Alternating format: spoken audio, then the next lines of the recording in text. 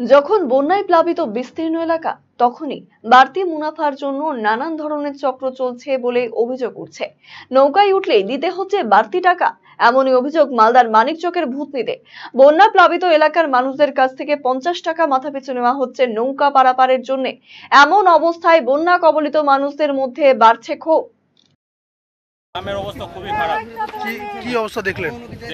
আমি তো ভিতরে থাকছি, ভিতর থেকে এত অবস্থা খারাপ যে না কোনো কিছু প্রশাসনের দিক থেকে না কোনো সাহায্য না আর কোনো কিছু পৌঁছাচ্ছে না। তো এখান থেকে মানুষ যাচ্ছে কিভাবে? যাচ্ছে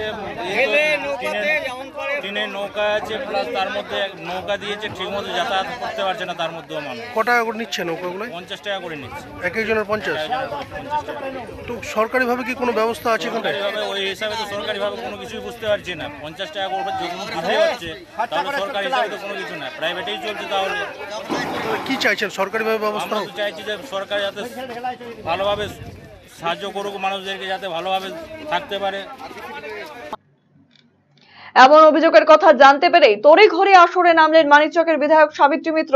এই ঘটনার খবর পেয়ে তৎপরতার সাথে এলাকায় গিয়ে খোঁজ খবর নেওয়ার পাশাপাশি দ্রুত প্রশাসনকে খতিয়ে দেখার নির্দেশ দেন তিনি।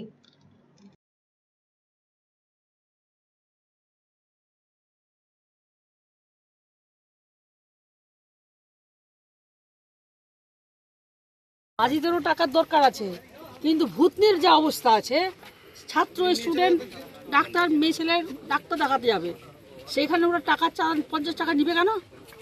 সেটা হবে না। আইদার গাড়ি তুমি চালাও, না চালাও। কারণ কথা হচ্ছে গরিব মানুষ কোথা থেকে দিবে? এখন না কোনো কাজ আছে না, কাজ ওদের কৃষিজীবী বন্ধ, আসল তো কৃষিজীবী সেটা তো বন্ধ মোটামুটি।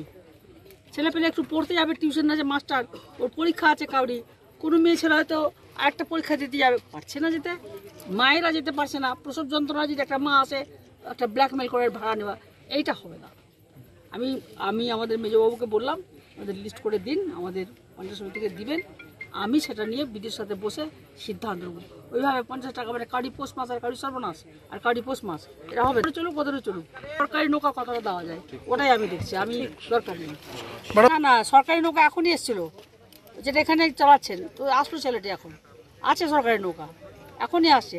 হয়তো ওটা একটু দেরি হচ্ছে বলে ও আর সবুর হচ্ছে না, একটা খালি নৌকা পাচ্ছে চলে যাচ্ছে।